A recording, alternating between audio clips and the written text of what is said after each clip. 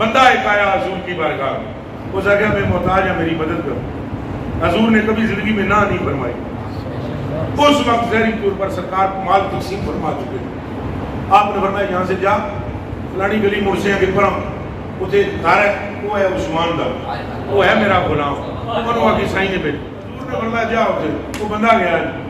ہن ٹائم رات دا کیڑا رات کا ٹائم، آپ اندر فرما رہے ہیں، اندر آواز باہر آ رہی ہے، اندر بیوی نو فرما دے او کرما لیے اے دیے وچ بتی موٹی پا دیتی ہے، او بتی موٹی نہیں پائی دی، تیل چوکھا پیندی، بتی موٹی بنا کے دیے چ رکھیا، تیل چوکھا پی جائے گی، یہ بہت تیل خرچ ہونا ہے۔ بندہ باہر کھڑا ہوا سنتا، اس نے کہا اس بندے کو بھیجا جڑا زنانی نو پیادا ہے بتی موٹی دیے وچ پا دیتی۔ مڑن لگا، پھر خیال آیا آخر سرکار نے بھیجا ہے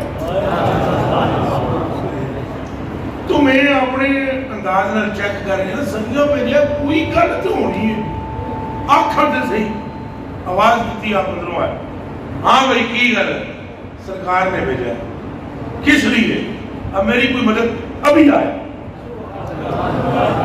3000 دینار لے کر تھیلی 3000 دی، اس بندے دے ہاتھ بندے نے سر لا، اس نے بابا جی اتنی گل دسو اے اندر بتی والے تسی جے؟ آپ نے بڑا میں سمجھ نہیں آئی، بیوی کو کہنا کہ بتی موٹی ہے اور یہ کتنے درہم ہے؟ فرمایا میرے خیال میں 3000 ہے۔ اس نے کہا 3000 درہم مجھے پکڑا رہے ہو، محبوب سے جا کر پوچھتے بھی نہیں ہو، میرے کہنے پر اعتماد کر بیٹھے ہو، وہاں بتی موٹی پر بیوی کو ڈانٹتے ہو۔